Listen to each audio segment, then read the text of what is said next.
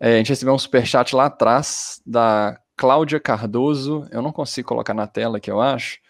Mas ela falou: estou com viagem marcada para Santa Catarina agora no Natal, mas acompanhando o canal de vocês já penso em cancelar essa viagem. E mandou uns emojis chorando aqui. Cláudia, muitíssimo obrigado pelo superchat. Infelizmente a situação não tá legal mesmo. E viajar é complicado por si só, né? Você vai estar fora de casa, você não vai ter muito controle da situação. Mas é isso, a gente tem que ter consciência, é o que a gente sempre fala, que é a importância da gente não ser ignorante nesse momento, né? Porque a ignorância agora mata pessoas. A gente tem que Sim. compartilhar esse conhecimento. A gente já vai falar de Santa Catarina. Florianópolis, na minha opinião, é a pior cidade do país hoje para se estar, né? Pode ser que em algumas semanas, devido ao fato de que eles estão no pior momento, algumas semanas eles comecem a cair. Mas lembre-se que queda não significa poucos casos. Queda significa queda, e a queda começando lá em cima é igual aconteceu com o Brasil. 1.000 mortes por dia durante meses, né? E estava em queda. É complicado. Vamos Exato. voltar aqui. A gente teve uma outra. Vamos lá, pessoal. Região Sul. Região Sul do país foi um caso interessante se avaliar, porque a região Sul ela foi a última região a sofrer com a Covid. Então, muito se especulava se a região Sul não estava escondendo casos de Covid. Mas na época a gente explicou, aqui no canal também, vários epidemiologistas explicaram isso, que na verdade a Covid pareceu ter seguido a tendência de vírus respiratórios no Brasil, em que você tem uma alta incidência, uma alta concentração de casos no norte e nordeste, acontecendo no início do ano, março, abril. Aí você migra isso para Bahia ali, Rio de Janeiro, Espírito Santo depois, tá? Depois você tem Minas Gerais, São Paulo e a região sul tendo casos, né? São os últimos a terem casos. A região sul é ainda mais atrasada.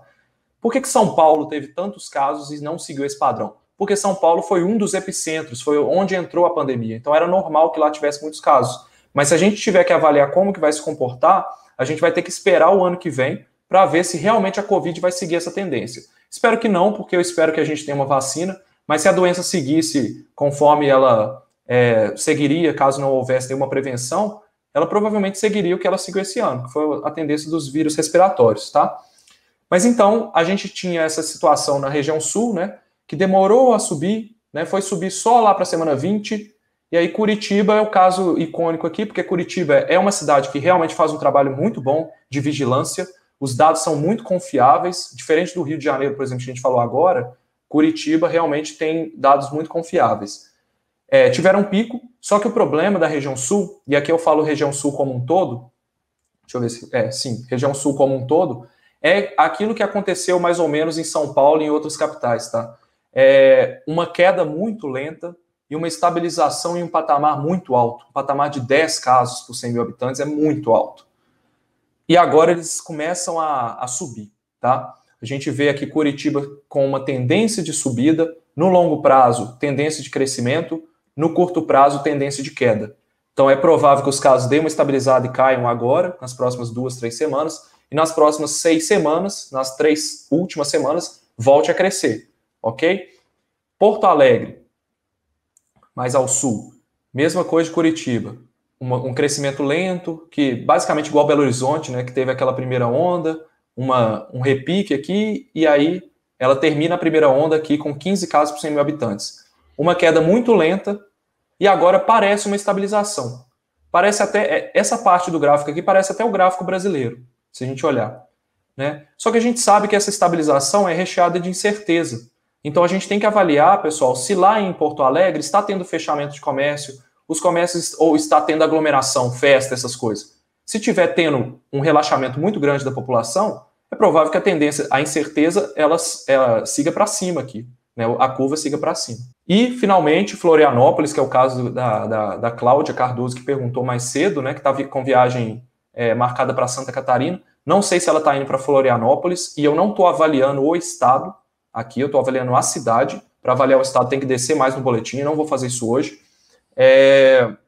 Mas Florianópolis teve um evento que quase foi 3 ondas. Tá? A gente fala que aqui teve uma primeira onda, porque ela desceu bastante, teve uma segunda onda, e agora caminha para uma terceira onda. Só que Florianópolis está agora chegando perto do colapso, Por que agora está colapsando o sistema e aqui não colapsou?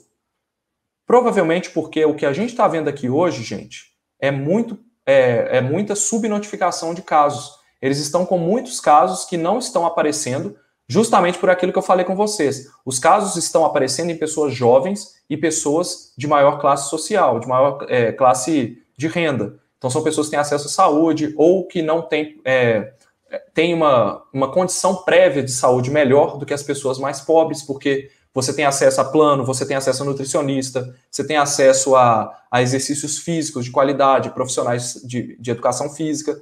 Tudo isso cria um cenário que as pessoas de classe mais alta, elas têm uma condição de saúde melhor e até uma expectativa de vida melhor. Some-se isso aos jovens, que normalmente não têm tantas complicações com a Covid. Então, os casos podem ter iniciado nessas classes mais jovens e nas classes mais altas, e não estarem aparecendo, porque o que aparece aqui são os casos hospitalizados. Entendeu? Então, o que pode acontecer com Florianópolis? Estabilidade no longo prazo, porque acredita-se que eles já tenham chegado no pico, isso é o que o modelo está mostrando, e a tendência de queda no curto prazo. Né? A gente está vendo que a curva já parou de crescer. E aí, com relação ao que a Cláudia perguntou, você deve fazer sua viagem para Santa Catarina no Natal? Você tem que dosar. Você vai viajar para lazer por um evento que pode ser adiado? Se não puder, você deve viajar com segurança, porque é uma questão individual, né? A gente não pode barrar ninguém de fazer as coisas, mas é uma consciência de você mesmo, de você ter, de se proteger e não propagar isso. Se você vai para um Natal em família, por exemplo, tenha consciência de fazer um isolamento de 14 dias, viajar muito próximo ao dia do Natal, para que você não infecte as pessoas que você está em contato. Se você viajar muito próximo ao dia do Natal, não dá tempo do vírus replicar no seu corpo e já estar transmitindo. Então imagine que você viaja na véspera e chega no dia. Mesmo que você tivesse infectado durante a viagem, você não vai transmitir, porque não deu tempo do vírus estar em condição de transmitir ainda. Tá? Então tenha consciência, se proteja. A situação de Florianópolis é preocupante porque eles estão no pico, tá? E a gente não sabe como que vai se comportar, se vai ser uma queda lenta, se vai ser uma queda brusca, tá? Isso que é a incerteza. Mas que eles chegaram no pico é o que parece agora. E Florianópolis é um caso até peculiar, assim, porque lá mais pro início da pandemia, a gente fez uma live, a gente elogiou muito Florianópolis, que foi justamente aquela queda ali na primeira onda ali, né? Aquela pequenininha, foi aquela queda que mostrou pra gente o efeito da prevenção, né, no caso, o lockdown, né, que é a melhor medida de prevenção populacional. Que Florianópolis, se eu não me engano, foi a única capital do Brasil a suspender completamente o transporte público. Então, eles conseguiram reduzir muito e rapidamente o número de casos. E a gente elogiou aqui numa live, só que, como a gente também falou em várias lives, a pandemia ela é uma maratona, né? Ela não é uma corrida de 100 metros rasos. Pessoal de Florianópolis, se tiver alguém de Santa Catarina, ou até que está acompanhando melhor as notícias sobre os estados do Sul e de Florianópolis, me diz aí nos comentários se vocês viram alguma coisa de que eles estão fazendo fechamento ou alguma medida de contenção. Porque como é uma ilha, basicamente, é muito fácil de você conter a pandemia. Você basicamente fecha a entrada de novas pessoas e você contém ali os casos. É mais simples, do ponto de vista epidemiológico, você conter casos em Florianópolis. Isso pode explicar por que a queda deles é tão brusca em relação a outras cidades também.